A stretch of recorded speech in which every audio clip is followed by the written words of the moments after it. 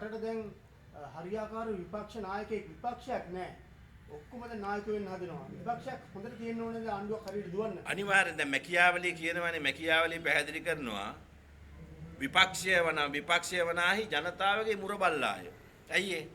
කියන්නේ මුරබල්ලාගේ ස්වභාවය තමයි Tamanට පොඩි සද්දයක් ඇහුණත් හැමතිස්සෙම බුරන්න ඕනේ. ඒතකොට බුරනකොට රටේ ඒ ගෙදර මිනිස්සු දන්නවා මොනවා හරි දෙයක් වෙලා තියෙන හොරෙක් පැනලා එහෙම නැත්නම් මොකක් හරි වෙලා තියෙනවා කියලා මිනිස්සු අවධානයෙන් ඉන්නවා.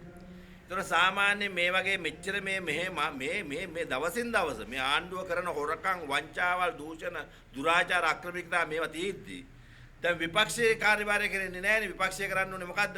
හැම තිස්සෙම මේක මුළුප්පා දක්වලා රටේ ජනතාවට පැහැදිලි කරමු. මොකද රටේ ජනතාව ආරක්ෂා කිරීමේ කාර්යභාරය විපක්ෂයට තියෙන්නේ. දැන් විපක්ෂයේ තියෙන ප්‍රශ්න විසඳ ගන්න බැරුවද විපක්ෂයේ ඉන්නේ කියන කාරණාවට පැහැදිලි මතක් කරන්න ඕනේ. ඒ නිසා අපි අහන්නේ දැන් කවුද විපක්ෂ නායක? දැන් විපක්ෂ නායකවරුන් කරන කටයුතු කරනවද? මේ විපක්ෂ නායකයා මේ ජාත්‍යන්තරයේ තියෙන අවියාවුද ගැන මෙහි සඳහන් කළ වැඩක් නැහැ.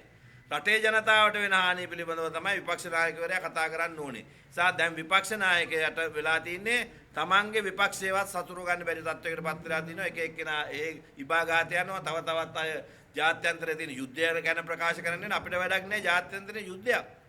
ඒ නිසා ජාත්‍යන්තරයේ තියෙන යුද්ධය ඒගොල්ලෝ කරගනි. මුස්ලිම් හෝ වේවා සිංහල හෝ වේවා දෙමළ හෝ වේවා මේ එකම රටක ජීවත් වෙන ජනතාව ලෝක යුද්ධයක් තිබුණා කියලා ඒව ගැන කතා කළේ ඒවට උල්පන්දම් දෙන්න යන්න එපා. මොකද අපි රටේ ස්වාධීන රටක්. ඒ නිසා අපේ රටේ ඕගොල්ලෝ වෙනම නැහැ. ඒ නිසා මං කියන්නේ මේ ඊශ්‍රායලට උදව් කරන්නවත් ඉරානයට උදව් කරන්නවත් අපි යන්න ඕනේ නැහැ. ඒගොල්ලෝගේ යුද්ධයක් තියෙනවා අපි කරන්න ඕනේ සාමය ඇති කරන්න සදා කටයුතු කරන්න. නිසා විපක්ෂයේ ඉන්න മന്ത്രിවරුන්ට අපි මතක් කරනවා ලෝක යුද්ධ ගැන ඕගොල්ලෝ කතා කරන්නේ නැතුව රටේ ජනතාවට වෙන මේ හානිය පිළිබඳව මොකද අපි කතා කරනකොට අපි නෙමෙයි කතා කරන්නේ. අපි මේ ජනතා නියෝජිතයෝ නෙවෙයි දැන්. නිසා රටේ ජනතා නියෝජිත වුණා විපක්ෂයට පත් කළා තියෙන ඒකට විපක්ෂයේ කාර්යභාරය නිසියාකාරයෙන් කරන්න සජිත් ප්‍රේමදාස මහත්මයාත් ඒ විපක්ෂයේ ඉන්න മന്ത്രിවරු කටයුතු කරන්න කියන කාරණා මතක් කරන්න ඕනේ. මොකද ඕගොල්ලෝගේ ප්‍රශ්න විසඳ ගන්න මේ වෙලාව නෙමෙයි. ඔය ප්‍රශ්න පස්සේ විසඳ ගන්න. ඒ නිසා විපක්ෂයේ කාර්යභාරය ජනතාවට සිද්ධ කරන්න කියන කාරණා තමයි පැහැදිලිව මේ වෙලාවේ මතක් කරන්න තියෙන්නේ.